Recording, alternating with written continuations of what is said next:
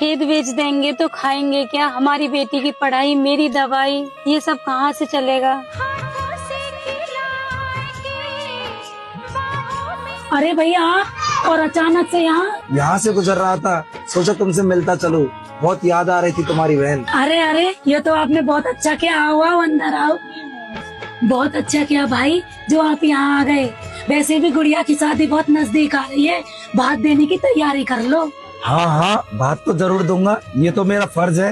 तो रिश्तेदार, पर भाई इस बार बात थोड़ा बड़ा होना चाहिए। पड़ोस में चंगीलाल काका की बेटी के बात में उसके मामा ने 2 लाख रुपए दिए हैं। मुझे उससे ज्यादा चाहिए, पूरे 2,11,000 रुपए। मैं पूरे गांव को दिखाना चाहती हूँ कि मेरी बेटी की शादी में सबसे ऊंचा बात आया है। बहन में चंगीलाल काका के रिश्तेदारों की तरह नहीं हूँ। वो सभी सरकारी नौकर और बड़े पदों पर है। मेरी बहन, तुम अच्छे से जानती हो, बेटी की पढ़ाई, तेरी भाभी का खर्चा और घर का खर्चा जैसे तैसे चला रहा हूँ। भाई तुम मुझ पर कोई एहसान नहीं कर रहे हो। गांव में मेरी इज्जत का सवाल है। अगर ऐसा ही बात दे सकते हो तो ठीक है, और अगर नहीं दे सकते तो गांव में मेरे हिस्से की 1.5 बीघा जमीन है, उसे बेच दो और ये बात दे दो। कैसी बात कर रही हो मेरी बहन? उस जमीन में तुम्हारा नाम तो है, लेकिन उसकी जड़ में हमारे पिताजी का खून और मेरी मेहनत। तुम कहती हो बहन कि तुम्हें तुम्हारा हिस्सा चाहिए, पर तुमसे एक बात पूछूं, जब तुम्हारी शादी इस घर में की थी तब क्या मैंने अपनी हैसियत देखी थी? नहीं बहन, मैंने तो तुम्हारे सपनों की उड़ान देखी थी, ताकि जो सुख तुम्हें तुम्हारे पियर में ना मिले हो, वो सारे सुख सुविधा इस घर में मिल जाए। तुम्हारे सुख के लिए ही मैंने जमीन गिरवी रखी और कर्ज उठाया, ताकि तुम ये ना कह सको कि तुम्हारे भाई ने तुम्हारा हिस्सा खा लिया। इन बातों से मुझे कोई फर्क नहीं पड़ता। मुझे तो बात चाहिए, वो भी चंगीलाल की बेटी से चाहिए। भाई साहब, अब आप ही मेरी बहन को समझाइए, ये तो बिल्कुल अपनी जिद पर अड़ी है। मैं क्या बोलूँगा? आप दोनों बहन भाइयों के बीच की बात है। तो तुम साफ साफ कह दो भैया, तुम्हें बात नहीं देना क्या? भात तो मैं जरूर दूंगा मेरी बहन। मेरे इस औकात के भात से तुम्हारी बेटी की शादी में अगर कोई कमी रह जाए तो मुझे माफ कर देना। मैं एक किसान हूँ, मैं अपने खून की आखिरी बूंद तक तेरे लिए लड़ सकता हूँ, लेकिन दिखावे के इस भात के लिए मैं अपने बीवी बच्चों का भविष्य बर्बाद नहीं कर सकता। अगर 2,11,000 रुपए बात में नहीं दे सकते तो मेरी चौखट पर कभी बात लेके मत आना। आपने अपनी बहन के लिए वो सब कुछ किया जो शायद एक बाप भी नहीं कर पाता। आप चिंता मत कीजिए, हमसे जितना बन पाएगा हम करेंगे, लेकिन दिखावे के लिए हम अपने खून का भविष्य बर्बाद नहीं करेंगे। अब तो भगवान ही मालिक है, पता नहीं क्या होगा। अरे बहन जी का फोन आ रहा है। नमस्ते भाभी, मैं बोल रही हूँ। अरे बहन जी, आपको बेटा होने पे बहुत बहुत मुबारक। धन्यवाद भाभी। आपको गुड़िया की शादी में जरूर आना है। हाँ, हम जरूर आ जाएंगे। एक बार भैया से मेरी बात करा दो। सुनो जी, बहन जी का फोन आ रहा है आपसे कुछ जरूरी बात करने के लिए।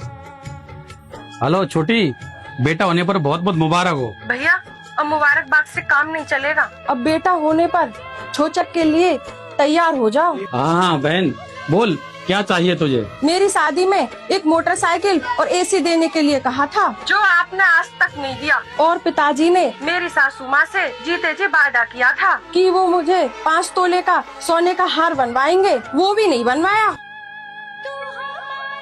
मेरी सासू माँ आज तक मुझे ताने देती रहती है,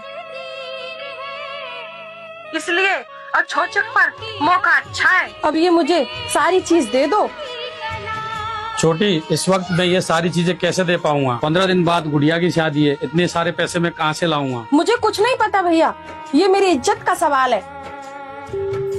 क्या हुआ जी, आप क्या सोच रहे हो? देखा, आज हमारे साथ वही हो रहा है जो हमने उनके साथ किया था। क्या मतलब? हमने तुम्हारे भाई से भात में 2,11,000 रुपए मांगे थे, और आज मुझसे मेरी बहन मोटरसाइकिल, एसी और सोने का हार मांग रही है। लगता है जैसे मुझसे ऊपर वाला कह रहा हो। अब खुद पे बीती तो समझ में आया। मैं एक किसान हूँ, मैं अपने खून की आखिरी बूंद तक तेरे लिए लड़ सकता हूँ।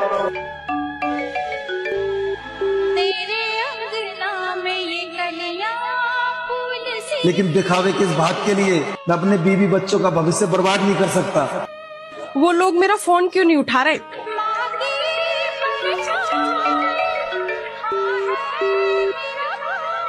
अगर 2,11,000 रुपए बात में नहीं दे सकते तो मेरी चौखट पर कभी बात लेके मत आना।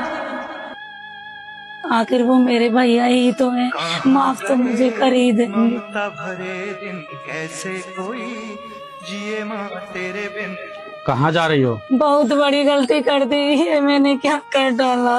भाई की मजबूरी जानते हुए भी मैंने उसे बोझ तले कुचल डाला। जब पाप में हम दोनों बराबर के हिस्सेदार थे तो आज तुम अकेले ही माफी मांगने जा रही हो। वो बेचारा अपनी बीमार बीबी और छोटी सी बेटी के लिए 2 वक्त की रोटी जोड़ता रहा और हमने उस पे जमीन बेचने का दबाव डाला। ये रिश्ते थे हमारे या कोई सौदे? मैं भी तुम्हारे साथ चलूंगा। वो लोग मेरा फोन नहीं उठा रहे, लगता है मुझे उनके घर ही जाके बेइज्जती करनी पड़ेगी। क्या हुआ, तुम कुछ परेशान सी दिख रही हो? नहीं नहीं, मैं तो ठीक हूँ। सच सच बताओ, तुम्हें मेरी कसम है, क्या बात है? कौन भला दुनिया में माँ की जगह ले सका, कोई कह दे। क्या तुम्हें जरा भी शर्म नहीं आई? झूठी शान और इज्जत के लिए तुमने उन लोगों से एसी और मोटरसाइकिल और हार मांगा। अरे क्या हमारे घर में एसी नहीं है तो क्या हम गर्मी में मर जाएंगे?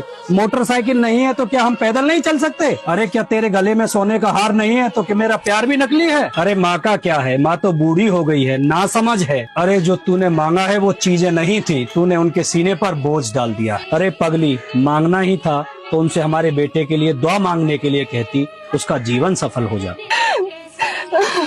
मुझे माफ कर दो, मैंने आपका और उनका दिल दुखाया है। समाज में दिखावे के आगे मुझे कुछ समझ में नहीं आया। अरे पगली, रिश्तों में मांगने का रिवाज नहीं होता, वहाँ सिर्फ देने की भावना होती है। रिश्तों में दिखावा, लालच नहीं, समझदारी होनी चाहिए।